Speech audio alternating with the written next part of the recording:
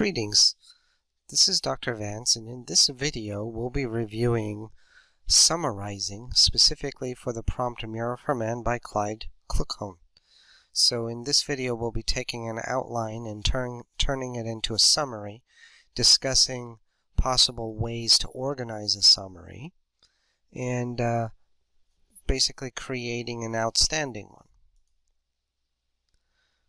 So all I've done so far is taken the outline that we had before, and I've cleaned it up just a slight amount, and put this a little bit more in order. So we have this outline. So how do we use this outline, first of all, to create a coherent summary?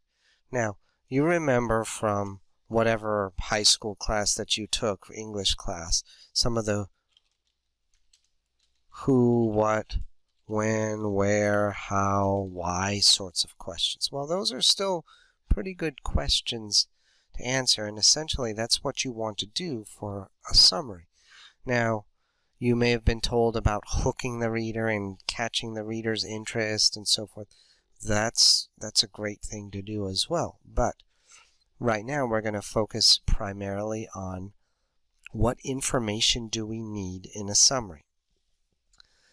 Now, there are various viewpoints about this. To what extent do you need to be complete in your summary? Well, we'll start out with a complete summary, and then when you gather steam and ability, you can decide which components you need to put into the summary and where you can include those points later on in your draft.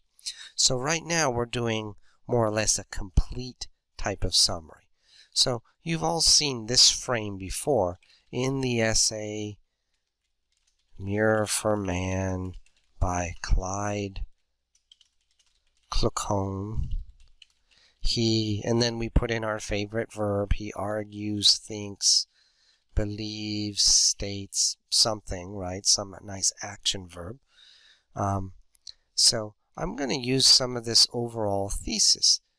So he argues that there is an interdependence between culture and biology. Indeed, he spends much of his essay discussing what culture actually is, because, according to him, many people do not understand the complex expansion, perhaps, the complex expansion of culture, or the complex varying definitions of it. So let's move this down right here for right now, and let's see what of this can we use.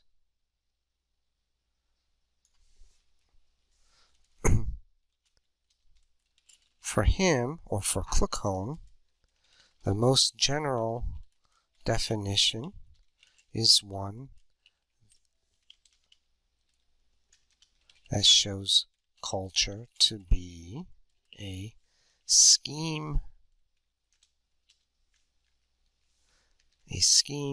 to explain human actions. Let's use what we have. A social legacy individuals acquire from their group,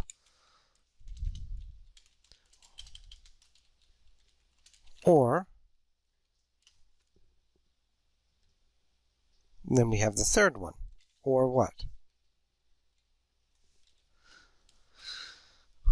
Or the anthropologist version of culture,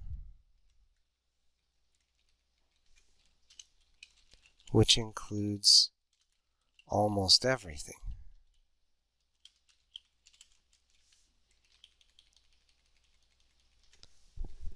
Okay, so this is a start, but we need to expand, get to this idea of biology, right?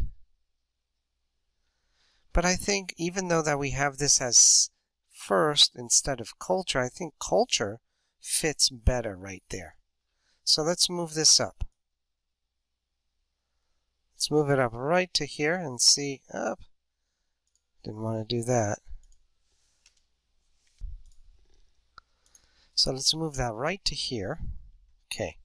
Which includes almost everything. For Kluckhohn, culture, and then look what we got. Culture acts like a blueprint for life's activities, even though we all share the same biological equipment. This becomes important because it helps explain human behavior, explain and predict human behavior if we know someone's cultural background. On the other side, so we need a transition in here somehow. On the other side, biology cannot explain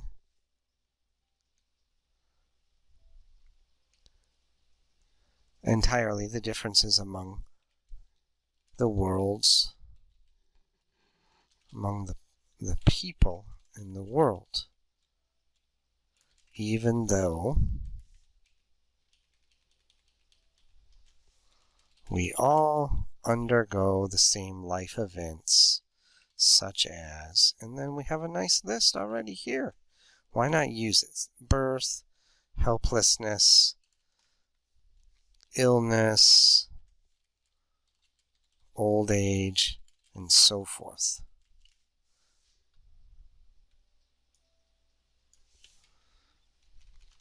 And then this seems to be where he ends up.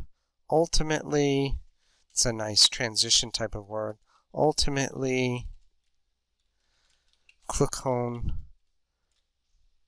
does not argue for an either-or proposition, falling into the normal nature versus nurture argument. Instead, he believes that an interdependence exists between biology and culture. How? Let's add this all together. In that, biology allows for certain potential for the species, but culture helps organize these into building blocks by which our lives are organized. Through the use of multiple examples,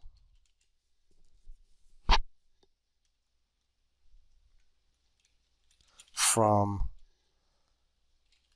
the cultural reaction to food,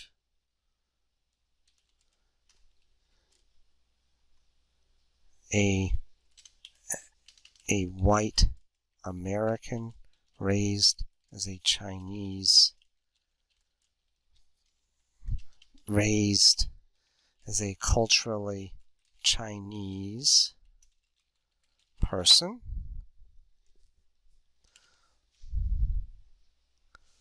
and the idea of plural wives. Kluckhohn, what does he do with all of these examples? And that's an important part about a summary. You don't want to just throw in all the examples that the author talks about. The examples are there to show something. They want to prove something. So that's what a summary tries to do. It may cite examples from the prompt, but what do the examples show? So the idea of plural was, Kluckhohn shows the complexity of cultural norms and the what? A good verb for this, or a good word for this, the interplay with biology. I think that does the job. And of course, You have to go back and look at it, and let's see, does it do the job? In the essay Mirror for Man by Clyde Kluckhohn, he argues that there is an interdependence between culture and biology. Indeed, so our little transition, he spends much of his essay discussing what culture actually is, because according to him, I don't like this very much. He spends much of the essay defining culture, because, according to him, many people do not understand the complex varying definition for it.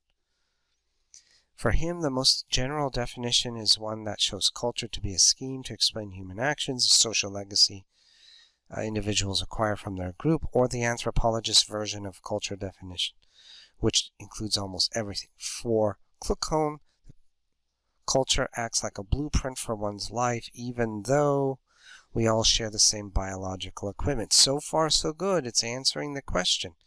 This becomes important because it helps explain and predict human behavior if we know someone's cultural background. On the other side, biology cannot explain entirely the differences among the people in the world, even though we all undergo the same life events such as birth, helplessness, and so forth. Ultimately, and this is where we try to bring it together, what Kluckhohn talks about, Kluckhohn does not argue for an either-or proposition falling into the normal nature versus nurture argument, because that's essentially what he's talking about. Instead, he believes that an interdependence exists between biology and culture, so it ties it to the front, the beginning, but culture helps organize these into building blocks by which our lives are organized. Through the use of multiple examples from our cultural reaction to food, a white American raised as a culturally Chinese person, and the idea of plural wives, Kluckhohn shows the complexity of cultural norms and the interplay for biology. Bam! There you go. And all of this was taken from having a very good outline that made it incredibly easy to write this summary. Now, some of you may ask, well, can I start with this? Of course you can start an essay like this. You can also start it by hooking the reader. You know, you don't have to start in the essay blah blah blah by this author. You don't have to start it that way. That's a good way of starting it. So you could hook the reader. Have you ever eaten a food, liked it, and then found out that it was something disgusting? Have you ever seen somebody walking down the street and could swear they came from a different country? I needed a question mark there. So you hook the reader. We can hook the reader with, something like this. Some other cultural or biological issue. Have you ever wondered why we eat 3 meals a day in America and people in other countries eat 5 or 6 meals a day? Well, and then this is, so you've hooked the reader, but then eventually you have to get back to the prompt. Well, Clyde Kluckhohn, author of Mirror for Man, so we're still going to cite it, may well have the answer. And then the rest here, you start talking about what the answer could be. So this is an example of creating a summary and what kind of thoroughness you really want to have, at least at first, to show that you can get to all the major points.